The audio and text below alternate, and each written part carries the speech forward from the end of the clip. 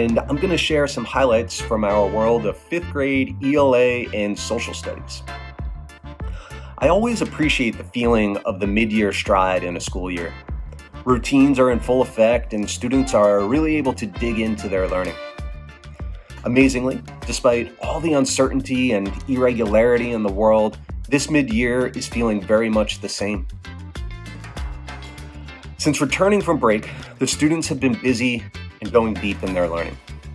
We've been exploring the concept of tone for one, noticing how it affects the meaning of the ideas expressed in not only our speech, but also our writing. From an SEL standpoint, students have also been understanding that certain subject matters require a certain tone while we discuss and interact with them. Students have needed to abide by a serious and respectful tone as we learned about Martin Luther King Jr., listened and reacted to his I Have a Dream speech, and interpreted a poem by Langston Hughes packed with rich metaphors that explored the theme of overcoming racism. This same tone of respect carried through as we honored Kobe Bryant's legacy by watching his short film Dear Basketball. And then students carried forth with inspiring notebook entries of letters to something in the world that brings them joy. Perhaps the greatest lesson in tone and understanding the importance of navigating its appropriate use has come by reading our course novel, Insignificant Events in the Life of a Cactus.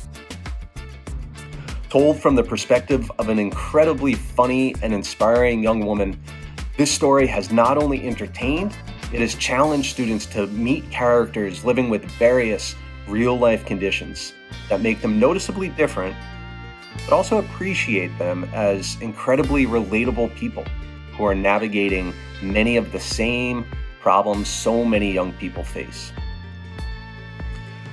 The students most recently embarked on deep explorations of the text to understand Tourette's syndrome.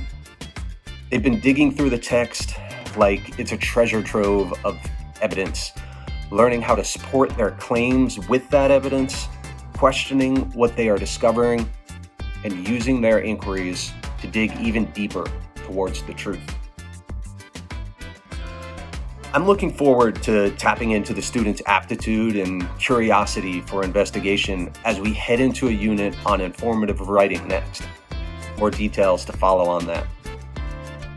Quickly, in social studies, while we have taken a few turns to explore current events related to the election, inauguration, and the modern day importance and significance of Martin Luther King Day, we have also looked back at history to unravel the essential question of how America has become the country it is today. Students most recently completed presentations on American Indian groups, and we are heading into investigations of the age of exploration and later colonization. Around 90% of the religion they practice is Catholic. Weather and climate. At around the time of 1400s, a boy grew up in a tribe called the Tao. The Tao are from the southwest, where they dry and fire. Did not grow cotton more than the climate was great for forest. It was also a good climate for cooking, for and for there was no pollution then. I was by parents and young women loved one time. The young women from Iowa loved the warm weather. They worked on camping crops too. It also meant that there would be more sun and years. All the island families gathered in the sun during the warmer months, and the men had By Paxton Holden and Jackson Cooper. Next slide. How a young manga would look. We will be focusing on a girl whose father is the leader of the village. Looks like this. Also, they use crafts in day-to-day life to hunt and for much more. Yeah, so some examples. They follow out trees to make canoes for whale hunting, and whale hunting. The Tassos would gather in a kiva to take part in a secret religion ceremonies. To be a full member of the Taos religion was a great honor, but not every person can be chosen.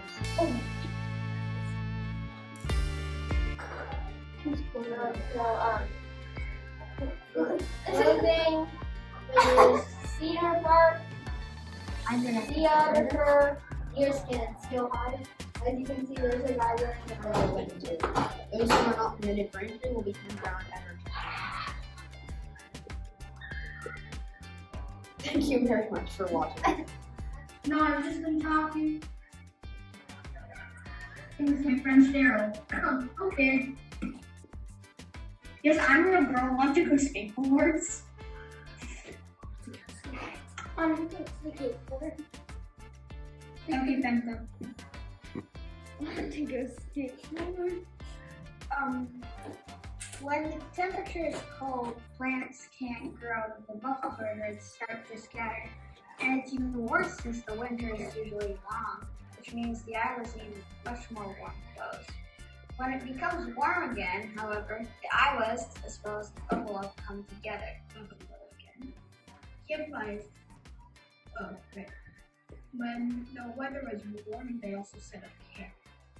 Camp life was a welcome change for most of them. Also sunny and warm in the summer and sunny in the winter. But the summer and winter are about the same length, and it is a bit warmer because of global warming. Finally, I'd just like to say that this group of students has been an absolute joy to work with.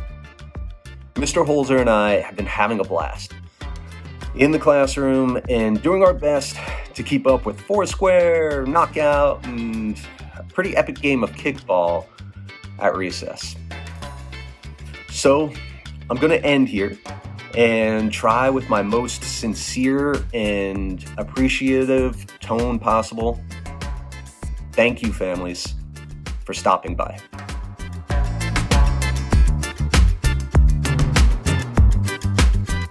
Hello, fifth grade families, and welcome to our first ever virtual community open house. My name is Stephen Holzer, as you know. I'm the grade 5 math and science teacher. I'm going to give you try to be a very brief synopsis in 2 minutes as to some of the things we've been exploring in math and science since we came back from break in 2021.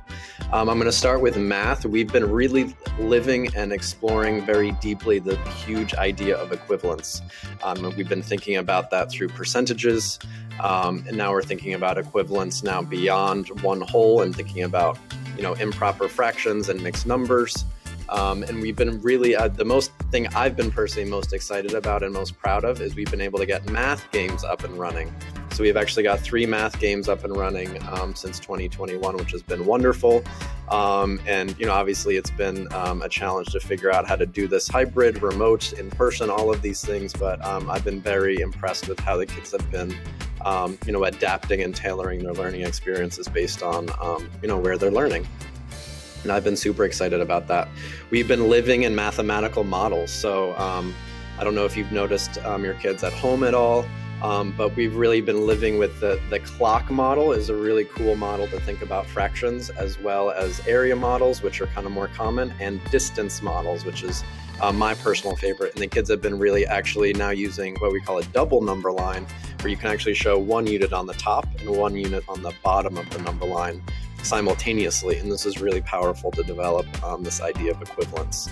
And we've also started playing with percentages early in this unit, which is, really thinking about 100 is a really helpful landmark for kids. And this is really going to set the table for us to get into multiplying and dividing fractions, later on in the year and trimester 3. 20%. Oh yeah, 1 second. Not 50%. So, 1 second.